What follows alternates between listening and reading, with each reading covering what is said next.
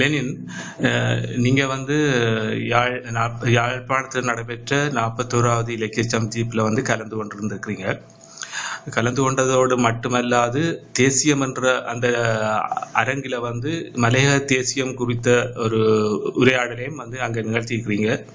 இந்த வகையில் இந்த இலக்கிய சந்திப்பு இங்கே நடந்ததும் அதில் நீங்கள் பங்கு பெற்றியதிலும் இருந்து உங்களுடைய பார்வை அல்லது உங்களுடைய எதிர்வினைகள் என்ன மாதிரி இருந்திருக்கு? அதாவது 41வது இலக்கிய சந்திப்பு என்பது இலங்கையில் நடைபெறுகின்றது என்ற போது அந்த செய்தி எனக்கு ஒரு மகிழ்ச்சியாக இருந்தது.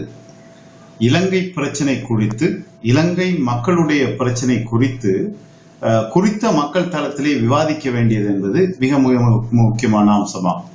புலம்பெயர்ந்த நாடுகளிலே இலங்கை பிரச்சனை குறித்து விவாதித்தது இதற்காக புறக்கணிக்கத்தக்க ஒரு அம்சம் அல்ல.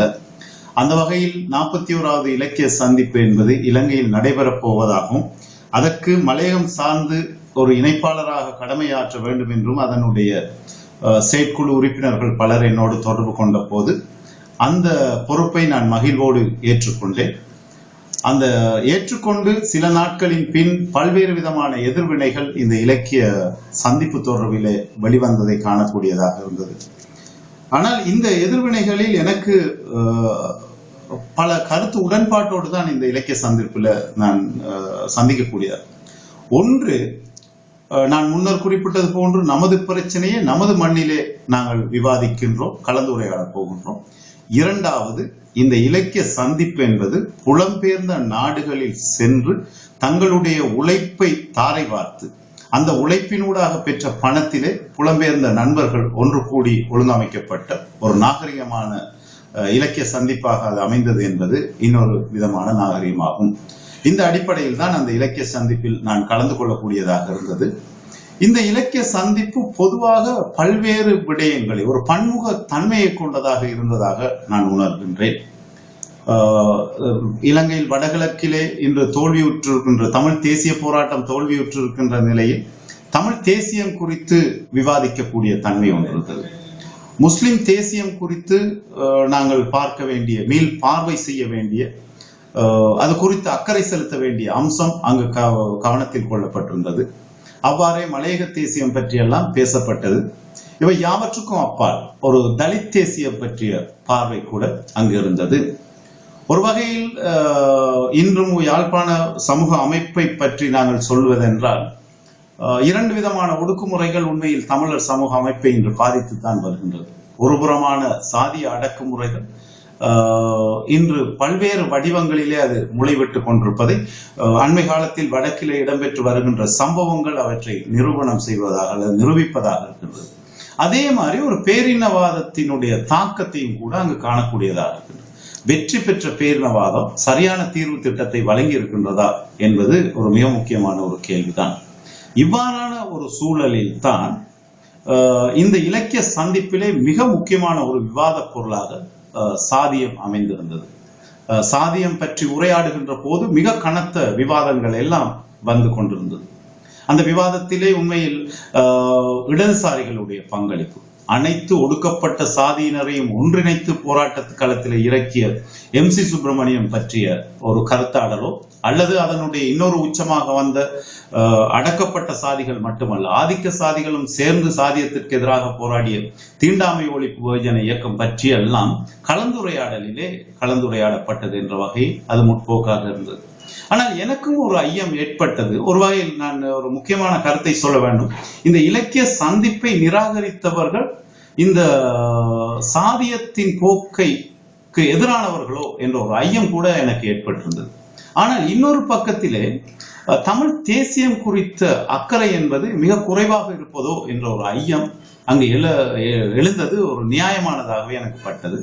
ஆனால் இருப்பினும் கூட சிங்கள நண்பர்கள், புத்திஜீவிகள், கீர்த்தி லியனகை, நிர்மல், ரஞ்சித், தேவஸ்ரீ போன்றோருடைய பார்வைகள் தமிழ் தேசியம் குறித்த முற்போக்கான பார்வையும் சிங்கள பேரினவாதத்தினுடைய பலவீனமான பக்கங்களையும் அவர்கள் சுட்டிக்காட்டியிருந்தது இந்த அம்சத்தினுடைய ஒரு விடயத்தை பூர்த்தி செய்வதாகவே அமைந்திருந்ததாக நான் கூறுகின்றேன்.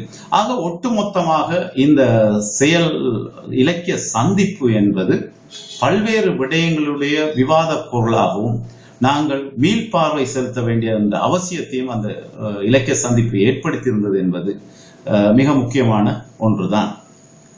அந்த வகையில் அது வெற்றி பெற்றதாக தான் நான் கருதுகின்றேன். உண்மையில் ஆரம்பத்திலே மக்கள் தொகை மிக குறைவாக வந்து இலக்கிய சந்திப்பில் பங்கு பெற்றிருந்தாலும் கூட இறுதி அமர்வுக்கு ஒரு உண்மையிலே அது அந்த மண்டபத்தையும் கடந்து திறந்த வெளியிலே அந்த கூட்டத்தை நடாத்த வேண்டும் என்ற அளவுக்கு அது மக்களால் அங்கீகரிக்கப்பட்டது என்பது இன்னொரு பலமான அம்சம்.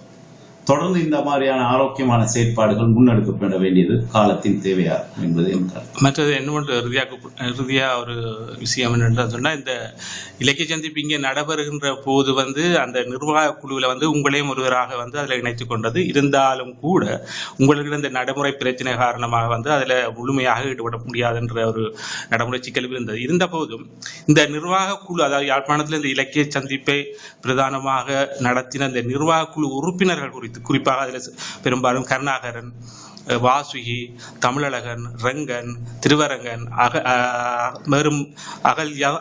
அகல்யா போன்றவர்களுடைய அந்த அந்த அரேஞ்ச்மென்ட் பற்றி வந்து நீங்க என்ன அதை பற்றி என்ன அவருடைய நிர்வாக அமைப்பின் தன்மையும் அவர்கள் நடந்து கொண்ட விதம் என்பது மிக மிக நாகரிகமாக இருந்துச்சு. உண்மையில் நான் சில சந்தர்ப்பங்கள்ல எனக்கும் அந்த மனக்கசப்பு அல்லது வெறுப்புகள் கூட இருந்தது. கலந்துரையாடல்கள் உரிய முறையில் இடம்பெற்றதா, அதுக்கு அந்த குழுவிலிருந்து அடிக்கடி சில உறுப்பினர்கள் விலகி சென்றது ஒரு காரணமாக இருக்கலாம். ஆனால் திருவரங்கனை பொறுத்தவரையில் என்னோட அடிக்கடி அதோட உரையாடிக்கொண்டு நான் நண்பர் மல்லியப்பு சந்தி திலகர் சமர்ப்பிக்க இருந்த கட்டுரை தொடர்பாக அவர் மிக அக்கறையோடு அவர் விசாரித்துக் கொண்டிருந்தார். அங்க வந்தபோது மிக நாகரிகமான உறவுகள் தான் கிடைக்கக்கூடியதா இருந்துச்சு. எனக்கு ரங்கன் போன்ற தோழர்கள் ஏற்கனவே பரிச்சயமானவர்கள், கருணாகரன், இப்படியெல்லாம். அகல்யா மிக ஆளுமையான ஒரு வளர்ந்து வருகின்ற ஒரு பெண் ஆய்வாளராக அல்லது மிக சமூக செயற்பாட்டாளராக தான் எனக்கு படக்கூடியதாக இருந்தது. பலரை சந்திக்கக்கூடிய வாய்ப்பு, உண்மையில் நிர்மலா ராகவன் அவர்களை சந்திக்கக்கூடிய வாய்ப்பெல்லாம் எனக்கு மிக வரப்பிரசாதமாக தான் இருந்தது. அவர்கள் மீனாட்சி அம்மாளுடைய பாடலை மிக ராகத்தோடு பாடி காட்டியது. அந்த காலகட்டத்திலே தான் எடுத்துக்கொண்ட எத்தனை புகழ் முயற்சிகள் என்பனவற்றை மிக மிக நாகரிகத்தோடு எடுத்துக்காட்டிய தன்மை இருந்தது. இதற்கு மத்தியில் சில கசப்பான அனுபவங்களும் நடந்தது. சிலர் உண்மையிலே ஒரு பெண் விரிவுரையாளர், ஒரு ஹெட் மாஸ்டர் பாடசாலையில் நடந்து கொள்வது போல் இருந்துச்சு. அது கூட ஒரு பெரிய கூட்டத்தை பெரிதாக பாதித்தது என்று நான் கூறுவதற்கு இல்லை. ஆனால் அந்த அமைப்பாளர்களுடைய நாகரிகம் என்பது மிக முக்கியமானது. ஓகே, நன்றி.